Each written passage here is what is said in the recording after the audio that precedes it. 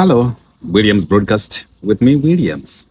I welcome all of you and from wherever you're watching us from. Thank you very much. We appreciate, really appreciate. Abawulira olulimi Uganda nga lubanyumira nnyo naddala bwe njogedde mujje balebere mujje mutuusako engalo nze Williams era eno ye Williams Broadcast wendi wawanvuko flows ziwera era eno gyendi waggulu abantu tebatera kutuulayo era ninaanye miles nga 2 Dallas International Airport. Ndi ku kyalo bakiyita Karawe, ng'osobola kiyita Katawe. Ndi mu ssaza erye Fairfax eriraanye essaza eddala lye bayita Loudoun County, ffe tuyita Loudoun County. Era ebyo byonna biri mu state bagiyita Virginia mu United States of America. Ndi waggulu eno overlays ezo z'olaba zeza video bwensoso okukwata kutonotono wano wensinzidde okujja okunyumyamuko naawe ku Williams Broadcast. Thank you very much guys for being a part of each and every episode we upload here on Williams Broadcast and the rest of the channels we have. I find people who be like, William, when you referred us to clips on TikTok, reels on Instagram, reels on Facebook, I had to come and check it out. And as a follower, your follower on YouTube. Thank you very much. I really appreciate it. Most and the recent trending video I have as a clip on TikTok and reel on Instagram and Facebook is that of a Nigerian Emma guy whom many people don't believe is a Nigerian according to how he has good accent of Uganda. He did a clip doing a rendition of the principle of National Unity Platform, Robert Chagulanyi Center in Nyimbira Kabaka Wange. So that's the most recent video I have there. So today, what brings me here? What brings me here is the breaking story we are waiting for. And also I'm here to give credit to the National Unity Platform that they always put us on tiptoes waiting for their stories, especially. And this one, I'm talking about a breaking story for the release of the flag bearers in different positions, constituencies, mayoral seats, all the aspirants, or aspirants, some people would say aspirants, but aspirants, political aspirants, leadership aspirants, you keeping us on. Why? Release the list, guys. But like I've told you, National Platform, I'll always give you credit because we have had primaries of the NRM. We have had delegates conference of DP, a delegates conference of the PFF. We have had meetings of the Democratic Front, a child to the Alliance of the Democracy, of course, led by Honorable Matthias Mpuga and Samba. But we are waiting for your story, National Unity Platform. Release that list. I'm waiting eagerly to see. Is it for the Malende, Honorable MP, Kampala, Central? Is she coming back? On the other side, I'm like, will it go to Joe Sibagala? We are waiting, National Platform. Why are you putting us on tension? Because your story definitely makes news. Yeah, so I'm here to talk today. I'm here to talk about the story that is putting us on pressure. Why on pressure? Because there is a lot of controversy. There is a lot of bickering. There is a lot of stuff to do with the National Platform membership. Like I've always told you guys who have followed me for some good time that not many people under the umbrella National Unity Platform are in some, okay, let me drive it this way. Some of the people you see under the umbrella National Unity Platform, some are members, registered members, others are well-wishers. You'll have visitors, you'll have people under a shelter because it is raining now. They're just under a shelter. People have been consistent because even the ones I'm referring to now, they joined the national platform in 2021. Of course, it was raining, but up to now, even when the rain charred, they're still there. So there are different people under the umbrella national platform, members, supporters, well-wishers, opportunists, and people looking for shelter. That's where they have this challenge comes in. When you're dealing with the national unity platform, you have to understand the fact that not everyone that puts on a beret really is a national unity platformicity. No. Kati kisinza okuleta debate balirizinga list, and many people want a national platform to release that list so that they can take their next step, so that they can take action already in plan. They're just on tension, waiting for national platforms ticked list, naming the flag bearers for them to take action, to take their next step. Kambirivunule mu Uganda. Abantu bangi nnyo lwaki ffe kitutadde ku bunkenke nsoose kunnyonnyola nti bonna boolaba mulimu national platform si nti bagifa nnyo, naye mulimu abagifa, mulimu abalimu abaregistered, mulimu abakyagaliza ebirungi, mulimu abanakigwanyiza binoonyeza ebyabwe. Kakati kyegikifuula story ennene nga tukyalindirira batusuulirewo listi y'aba flag bearers.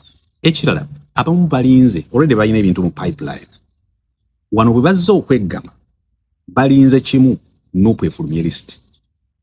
Era bwe banaafulumya list, ng'ojja okulaba ensiisira ezibadde zitonnya, ensiisira ezirimu ennyafa ng'obudongo bumogoka okuyita mu muli embage gwe gwansi, ng'olufuufu lunaabuuka okuva ku nsiisira ezo. Kankunnyonnyola nze ng'Omuganda. Munnange, eyo ennyumba gye mbadde nkunnyonnyola ey'ensiisira okuva ku lugero lwa eryokanga n'etonnya ne tulaba ensiisira bwe zenkanya emyoyo. Ensiisira ezo wasimanga omusingi n'enkumbi pa. Era bw'omala okusiba omusingi oddizaako ebizza kumusimba empagi. Muleeta emmuli reeds ne mubaga. Pa ne muzeetoolooza because temina bricks oba bulooka. Bwe mala ozeetoolooza mutandika ne mutema ttaka okusamba akadongo. Wali okasambyeko n'okasamba ne kajja. Ettaka eryo ne lijja bulungi nnyo, ne mutandika okulisindika bwe muti bituli ebyemmuli bwe baabagidde. Kakati bw'abanga okola finishing, kubanga bwe mwabanga mumaze okukubamu ettaka bwe muti nga biba tebiri neat, kati ekyalinga nga ky'osobola okuyita near okumaliriza nga mugenda awantu awali enfuufu ennungi omutali ttaka.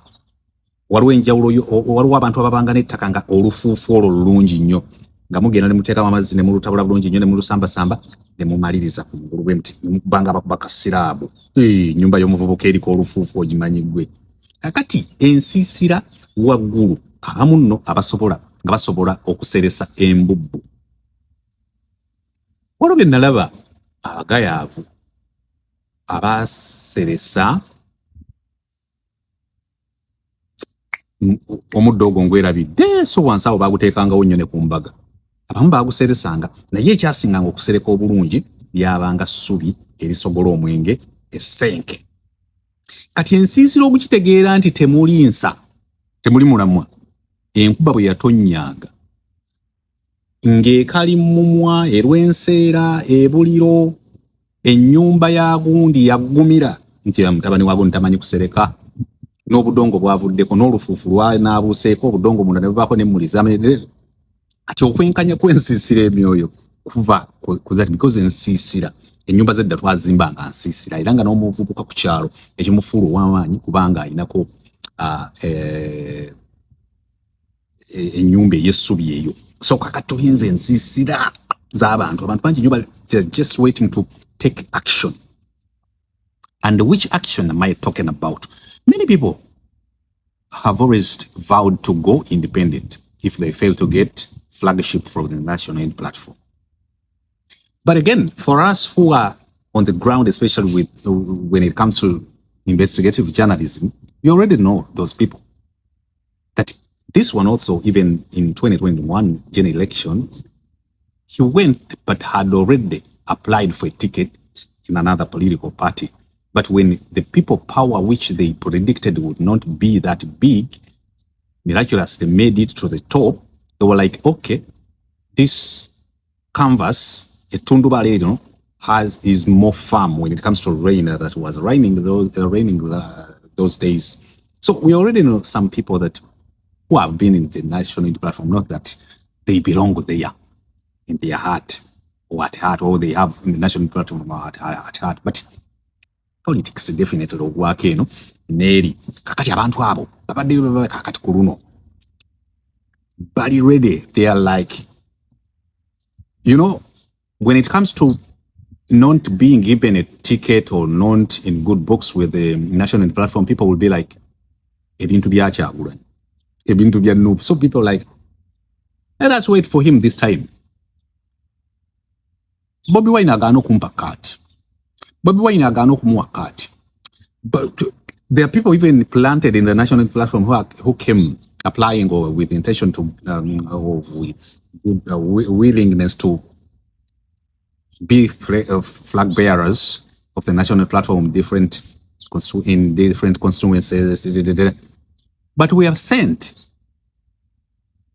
just as agents, as triggers of the violence, political violence, not this physical violence of assault or attacking personal with intention to beat them or stuff, but there is violence, of course, virtual violence. So people were sent to the national platform. Of course, some of them are members. Why am I to read those and not coming straight forward to put out names? Sagala to sound like I'm decampaigning some people, but as a Muganda from Kafumu Maokota and the other side of Ugomba, I always meander, beat around the bush, but people old enough or mature, deep thinkers will be like, hey, might be this one, but please don't be tempted to think. Let me get back to my point. You're listening and watching me from where I am now in Hamden, Virginia, Washington, D.C., and I'm on a rooftop, several flats from the sea level.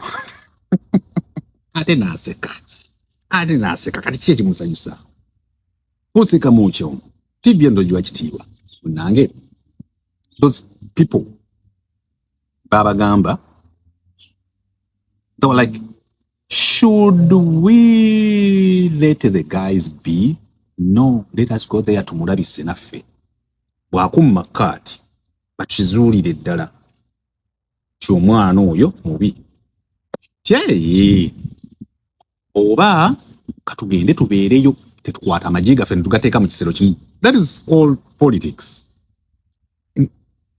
What did I come to say, or what am I telling you today during this episode?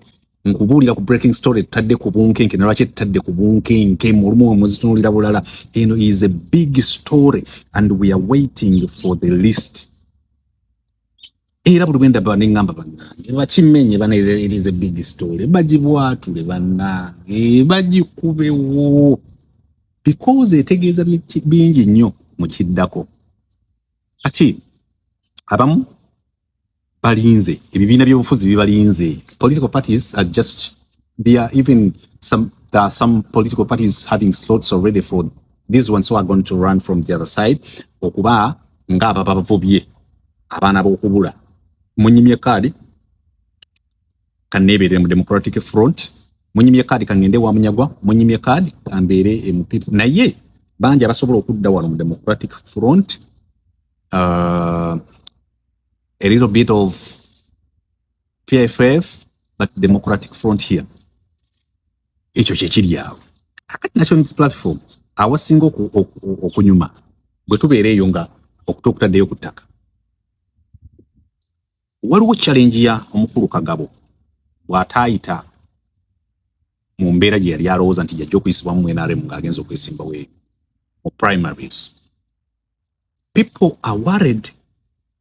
These people who are impersonated the masqueraders in political parties like the National Platform are worried. Actually, some of them are even beating Akakule to the likes of Kagabo because they had several meetings of should we part ways with the National Platform and Kyagulanyi in particular? Should we? The likes of Kagabo and several others, you'll know later on, were like, for us, we have gone. Me, as a Bedi Bwanika, I have power enough to mobilize my votes. It is not the Kyagulanyi National Platform or People Power that I am in Parliament. They were borrowed all those days, during that time. And the Kagabos spoke a lot of English, told us how rich they are, how wealthy they are, and that the National Platform is nothing to them when it comes to leadership and mobilizing multitudes behind them for leadership.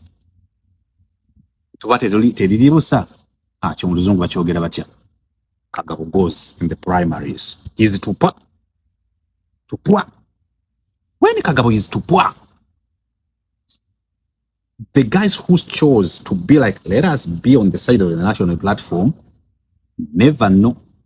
We might all go this side or get out of the National Platform and the things get lima. Let us be this way. Let us play politics. After all, it is politics. Let us be this side. The ones I've talked about who are laughing at the Kagabos who played bad their cards. And the Kagabos are like, we already know what the results you're waiting for are. We already know that guy cannot give you a ticket. Like I told you, they always refer to Kyagulanyi because most of the guys with the politics we have in Uganda now, the main opposition, kindly help me, Munyambi, help me understand the videos I'm doing, understand this podcast, that I'm not here to do videos of excitement that oh yo mwana wafe nange ntekengako time okujja nange nenkuwayo ku kintu nawe debating ngoje mu comment section. Many people, the most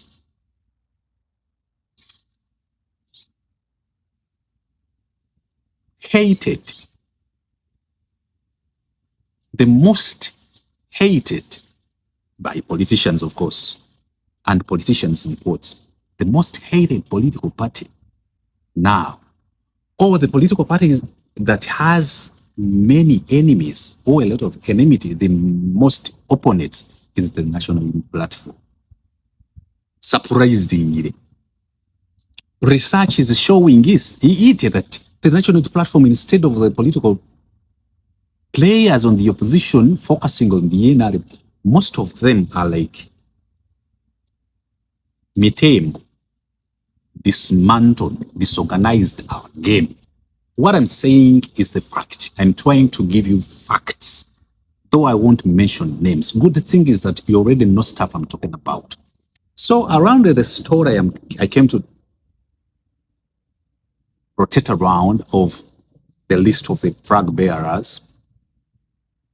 That's how the story is big, because some people are against Kyagulanyi. They are like, the guy disorganized our game. The Kagabos are like, mwabali eyo mumalabudde guy tajaba wakad. Point yamalengeza ko driving that people are their focus is on Kyagulanyi. Also, like I told you, the political party with the most opponents is National Platform. Many people are having strategies to say that Kyagulanyi Center is not registered, does not register success stories after 2026. I've talked to different people privately about where the politics is going to play higher level. Is not necessarily the 2026 general elections. People are gearing up to between 2026 and 31.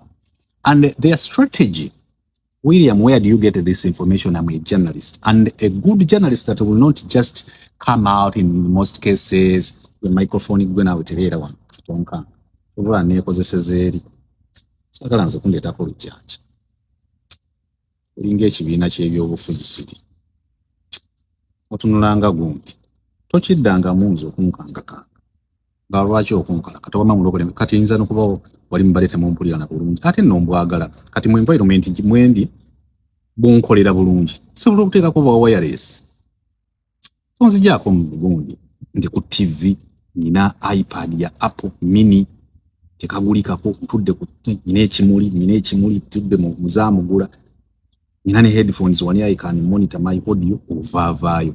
Get back here, man.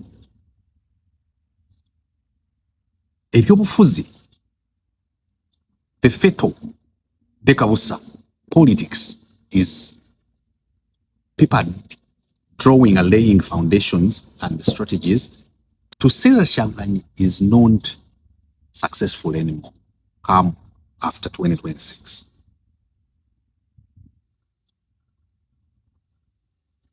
Kati abasinga bamanyi nti when the list is out, it will spark controversy. It will spark debates and accusations. Definitely there will be people who come out and be in support of the national platform's decisions regarding who gets which card or ticket to stand for, whichever for. But many people will come to criticize. And of recent, you have seen several channels like mine, YouTube channels, where people have already drawn lines and took their side. And you see it depending on the guests, depending on the headlines. For example, when you watch my videos, you'll see much of national platform. Many people think that actually I've always talked to people and be like, Kyagulanyi pays you because and I'm like, oh, you see this hen that is why I concentrate on the national platform. You know, with news, you talk about that a story that has public interest. Many people are interested in Uganda in the national platform news stories. Both the people, those who support the national platform and the enemies of the national platform. The Nupu galiwa agaferi Nupu agafa mu Nupu. Recently, twali tulowooza nti ne Democratic Front ejja kutandika kukola nnyo amawulire naye tennaganyikiza bulungi nnyo. Ffe gwe gubeera omulimu gwaffe kati nze ntunula negamba agafa mu Nupu makes news oba make a news. But news is news definitely. Etulinayo one on news, one on two news. So agafa mu Nupu gakola nnyo kyano yange ojja kugirabanga ennyo about bane Kyagulanyi. So people will be like, hey mama, oyo tomulaba obeera otya Virginia Kyagulanyi bamusasulira ngawa ndi mu bizibu byange ng'omuntu wa church yenna ng'asabirwa Pastor Benina ate nga mukatoliki munnaye. Iye kati waliwo ne channels you'll watch and you watch the first video, the first upload, the second upload, and you can tell that these ones religiously are against the national unity platform. They might not be enemies of the national platform human beings, but being their strategy yenkola yabwe yebi. Akati abo channels ziri set already. Ati bwezibeera set nkugambye wali tugenda mu 2026 2031 we wasinga okuba embirigo bino. Definitely you can predict a little bit of what will happen in 2026. Definitely you have their stuff you can tell, but what comes after 2026 nga sifuddeyo kwani agenda kuwangula. Jukira debate enene egenda kuba n'agenda ku ballot competition enene eri wakati wa Mitembo ne Tipo Habura. Kubona abanaawangula nze I don't have predictions so far. Mitembo yawangudde, Tipo Habura yawangudde, tiye ebyobufuzi abantu bamaze ddala n'okutama papers mujjukira bwe tuba kikyetera okukola ne tukola amawulire oba n'okola speech. Abantu abo beesimba ku byobufuzi akola speech ya mirundi ebiri, gy'anaawa nga awanguddwa ne gy'anaawa nga awangudde. Kakati abantu bategesedde ebyobufuzi ebya singa kigweno oba singa kigweno. Definitely there are people confused. There are confused people who are not sure whether some people are like Jajai has limited future. Here we have this journal and this journal. One of them might take Ntegera toncha mukiramu mumanyi okujjaawo nonkanga anti kakati it is called Williams broadcast. I broadcast put up podcast streams okuwa ebintu nga bwembiro. Actually it is my opinion but based on facts which I will not tell you sometime until after some time, based on the research. Siri Uganda nayenzo kutukwanga kubera bwekuti nange there's this journal and there's this journal. Some people are skeptical on choosing where to go publicly. That's why people are still hiding under the national platform. But the ambassadors already of Geno, of Sani in-law, of yes.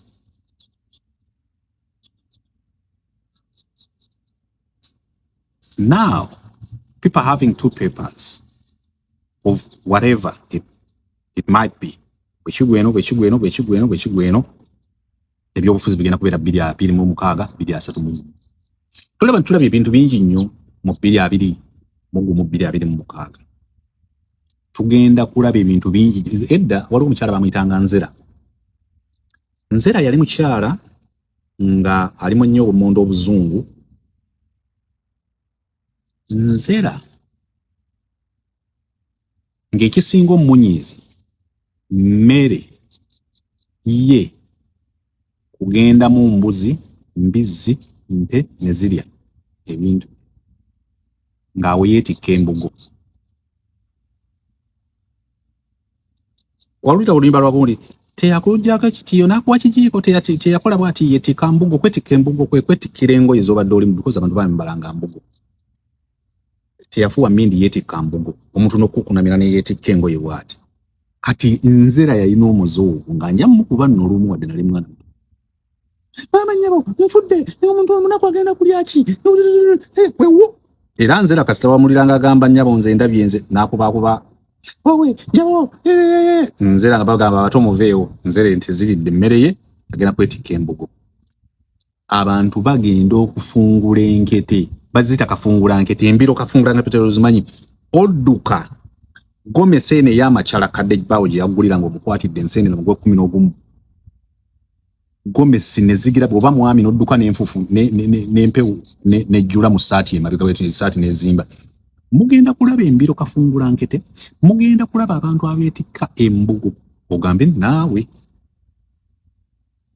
olutuba tumanya agweno teyagwako yo. Twali njamu ate ne mutatugamba nti mukiseera ekyo wali osobola okukkiriza okukyamuka kwe mukyamuka mmwe mugambwa awerekera omubbi omala mmutuusa munnange. William nasula akantu. So okufungula enkete okwetikka embugo kugenda kubeerawo kungi nnyo.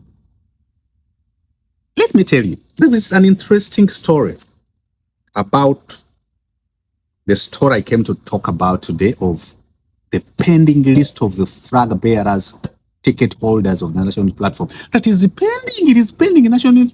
Of course, actually, the reason as why even the NRM is still pending with the tribunals outcomes, they're still waiting for the national platform decision. Remember, in the NRM, there is also faction of results showing PROU candidates coming, emerging winners. So severally during the primary of NRM. There's also a debate there of how come this one has some elements of PLO came out won. This one won. What if the parliament is majority? On the outer court, we will see yellow, but inside there will be rice grains. That one is also there. But getting to this, Embirigo. Bano balinzemu abenarem balabe bano boogera story eno nene ya national platform balabogera kinabo balangirire so that to taking a decision is affected at national platform. Let me talk about the story before I forget it. During the 32nd coronation celebrations of the King of Uganda, His Majesty, there was that highlight of Kyagulanyi failing or forgetting to mention Mpuuga when was given an opportunity to at least name the people who had came to attend prayers in Kibuli or at Kibuli. So it looked a small story, definitely. Just like that of Mbuga Kasumuna Chibinge addressing General Museveni as Kaisar. I came right away, I talked about it, and later on it became a big story. Because to me, when I saw Senkobuge Siasa in the prime morning show on TV, criticizing, I will use that, not attacking, the Mbuga Jaja of Siram, I was like, this is a big story. Nayona ajipapi de, ujana Kaisari interpreting the loosely. So another story was when Kyagulanyi forgot or didn't mention it. But the big story. What makes it funny is when Njala hosts Honorable Matthias Mpuuga, fires him questions, and then the response from Honorable Mpuuga emphasizes what I'm telling you now, that Tebina Mwa. Honorable Matthias Mpuuga goes like, after the event, I even texted Robert Kyagulanyi Ssentamwanda, was like, hi, hello, brother, I hope you're okay. Why now? You see? Why now? Good enough, fortunately, that according to Honorable Matthias Mpuuga, that when he sent a message to Robert Kyagulanyi Ssentamwanda, the principal and His Excellence of the National Platform, he responded with, I'm well, brother. I had not seen you.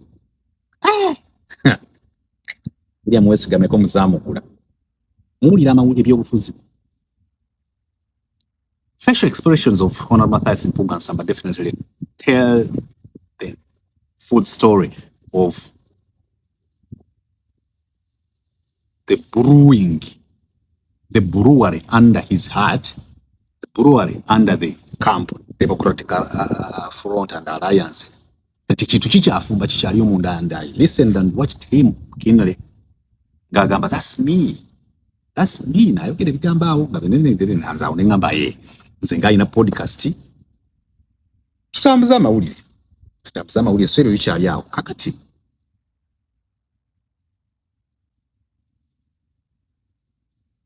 Definitely this story will come out. They will announce the list, they will say so and so. Yagenda okutukiikirira wano, definitely amawulire gajja kujja gakube, bigana amala okuba, abagenda okukaaba amaziga crocodile tears and lamentations, ekitabo ky'okukungubaga mu Bayibuli bakiggyeyo bakungubage, abalabo bajja kukaaba crocodile tears, obuziga bwa ggoonya byonna bijja kubaawo, n'obuzina obw'ekirogo bujja kuzinibwa. Obwaba kagayi bamutani kagabo kiribedda n'ayimba azinya obuzina awo obw'ekirogo. Omuntu amazina ag'ekirogo azina ebigere abizza mabega, so singa amagunju agazinibwa ab'olutiko, so si buzina bwa kirogo. Naye waliwo omuntu oyo kulaba oyo azina azza emabega ng'asera emmere oyo, obuzina obunja bulaba bukiribedda n'ayimba n'azina obuzina awo obw'ekirogo bujja kubaawo. ojja kulabawo byonna biri byenkugambye, you'll see abalala bajogamba kati nze of course ojja balaba. There is a morning show that plays a big role in the havoc of our politics in Uganda. Bana bataweebwa kadi ojja balaba on that morning show, 2 morning shows that will be hosted, and bajja kuziza akaka eno. Then other shows will come of kakati eno mukoze ensobi lwaki temwandikoze beti.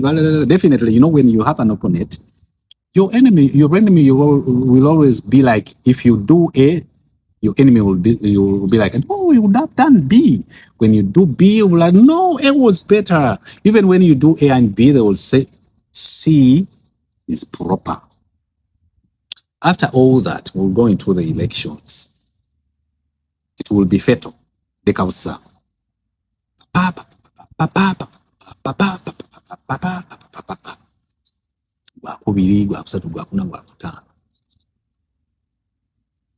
Kafungula nkatego enjogeddeko n'okwetika embugu ogenda omulabira wabwe njagala okutuuka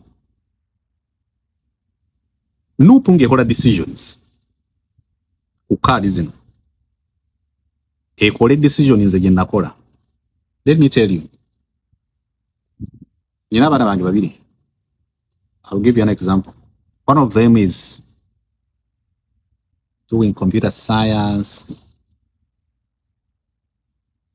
Ayina byennyonnyola awo manya nsinga ebya computer kati ye bw'alowooza n'ayogera because now cyber security does this when the chronological flow of what binary language. So therefore, Daddy, I want to celebrate my birthday. Prior to that, he had already told him that he wants a phone. Nga nkubire mwanyina nti ate mwanyina ange nasolo nti ate mwanyina ange nasolo yagulira ddoli abo manyi mwanyina zoyo nasolo mwagala simanyi how to express simanyi naye kati nga bw'amaliriza yangamba yagala simu. This time wazze ampagise angambe celebrating my birthday to her nga byonna by'amaanyi. Mukizaako munyonyola mugamba naye mukulu mulokole ku ssimu ne birthday yalakoki nangamba birthday njagala nnyo essimu God will provide, but in actual sense says nti era God will provide money to me and buy high phone.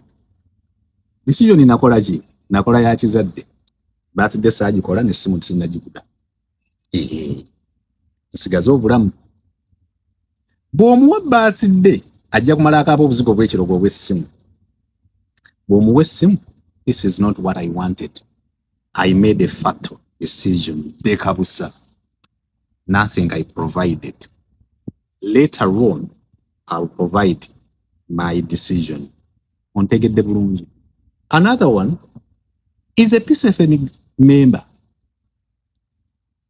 Ayogera oluzungu lungi. Daddy, I need a watch efaanana bw'etyo. Daddy, fees z'aba P7 bazimalayo maama. Sebo daddy kakati bwe tugenda mu visitation. Daddy pro omukonze ya P7. I made a fatal decision. Saziwaddeyo. Naye daddy nnyina engeri gye nkulabamu kati nti etya. Pro omugwe konze ku P7 tolina ky'omanyi pro omunene. Era ne twawukana kuba mu bulungi oba mubi bw'aba tayagala tampa fees kale. Eyo decision ogikola as an elder omukulu ayina envi. You make that decision. Grace gyali n'akimanya nti oyo gw'olaba ow'amatu agaabangala oyo neeza envi ezimuli ku kalevu. Sajja muzibu nnyo yannyima ebintu biri omulundi gumu lwa kutamakinga because nagezaako mumakinga to make the right decision n'agaana. Nenkola eyo. Kati ono wa P7 ate ennemi saamututte mu pulo. Ye bw'aba tayagala tampa fees ze bw'aba yampeerera. Atudde ku nuupu. Nuupu oyina okukola fatal decision dekabusa ku babaka abamu be mugenda okuwa kaadi. Tompulidde nze lwaki tokubye engalo za Mukama. Temukolayo decision led by intimidations. Maama kubanga omuntu mugenda muwa kaadi wano nga mwetiiridde bwe muti atuuke mu kisanja wakati. Waliwo amazina gano ga wajjaayo. Wajjaayo omuntu oyo azinanga agaziwa bwati. Anti mwe temwagulira mu kyalo, you don't know stuff. abantu olaba bazinidde amazina ga wajjaayo hazina agaagaziwa wajjaayo mwagawulira kaago mwe mumanyi bakusimba na muwogola nankasi bwe mujja okukola decision enkyamu as national platform William tusinzire ku busobozi aneza program ngenda gimala nga njivaako program nga nkwata headphones zange nziteekako laba tugenjogera nabo tebanteke akaliko okuwuliriza music musinzire ku busobozi nze nkwata omuntu olw'obusobozi is not loyal to the party. Yeah? Atuuke maaso azine n'abalabe bange.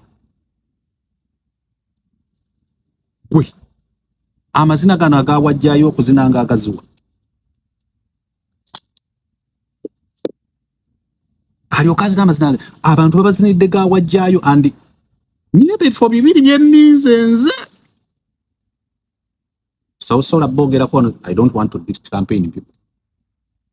Nze balinze akuchala onja kuzina mu funky Shabaranks Spana Bana Red Rat Everton Bona na John Taylor Joe Kademas and Pliers ago funky mugamanya chaki du beninze muino kola decisions ze nakola ku Grace nga simu sikuwa but the celebrating gira wa pro mutura wansoja kuyiwo butu ezo people will criticize you naye mushimanye nti mwetegekera 2026 mu tegugenda kubeera kisanja kya nga bwe mbasabira nti mufune mo members of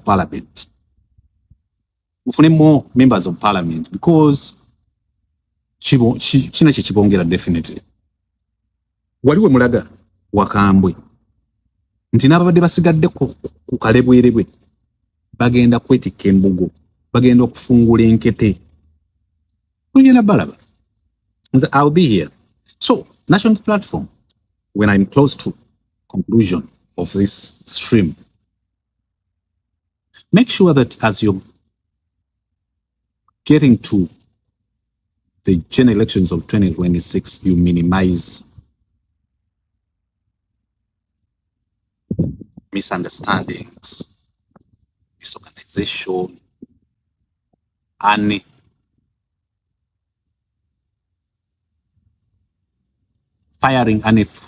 firing friendly shots ngamwiba papa ezo disorganization and wanted bickery kubanga bwe muve eno nga mwekutudde njogera kubali abamu abali kowa bwe muve eno nga muli disorganized nga mulwanaganye bingi nnyo kinzo balemerera wali because bano bemba nnyonnyodde wano bajja kutuuka eri nga balondayo bano abalabe bamwe bajja kuba mu ntalo nnyingi nnyo just like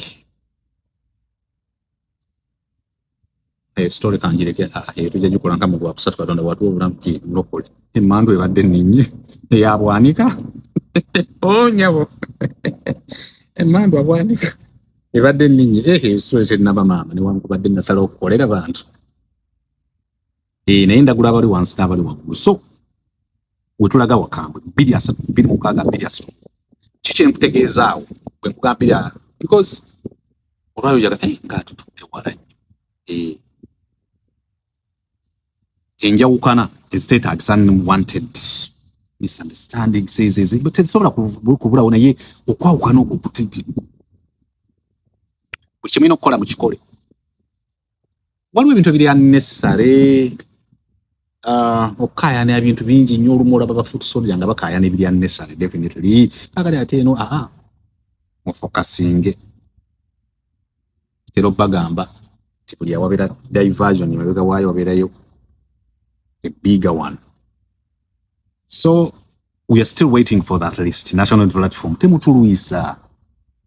Nalabye yaviiriddemu Zambale Bulasio Mukasa. Number okay, congratulations to him.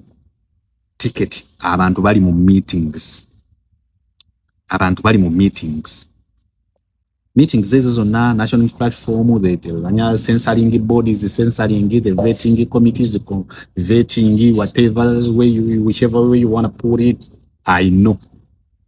Fatal decision. Okusala wodde kabusa. Kyoli mulungi nnyo.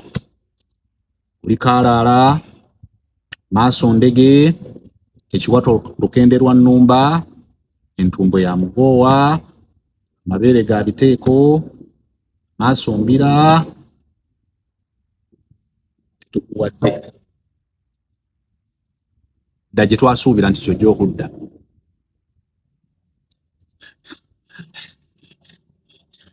Tebimpadde.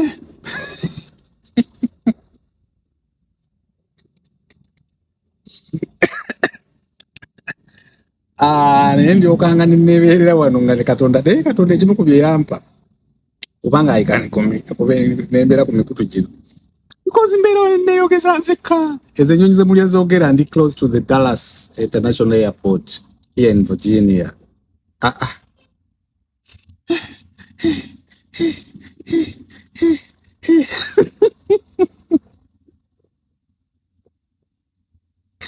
Tebimpadde. Tusinkane ku popopo. Naye popopo eyo singa yali eyogera ekifo ky'ekereziya ekyo banne babuulira ekintu kimu bane ekereziya mutuyambe mujje abantu abatuula mu meeting zaawo banne popopo ewulidde enkiiko popopo ewulidde eddiiru za biliyoni ezigenda eggulu popopo ewulidde sente zigenda mu pyero popopo ewulidde ebintu tebimpadde. Sinkane ku popopo. The conclave. The conclave of the conclarity. Popopo. The conclave of the conclarity. Anze bampadde. Ne bampadde. Naye era ku popopo gye tuba tuwegwako. Kulumpala kyalege. Tebampadde. Popopo. Kulungulu. Kulumbasi. Kibazi mpa baddu mwebe. Tebimpadde. Popopo. Muna. Popopo. Kozi nawe bakumma mu pyero yu ne mawuliro mukuukutivu. Wagende esimere bakuwa popopo nga bwe twagamba luli. Ate omuyimbi wa Eagles. Wanjimbadde nnyina omukono. Popopo. I like this independence. Ani anajja n'agamba nkoleraani. Nkolera Williams broadcast. Nkolera Williams broadcast. Nkolera ne Williams podcast. Ekimpadde. The consanguinity of the quid pro quo of the infragrante delicto. Popopo. Mwera.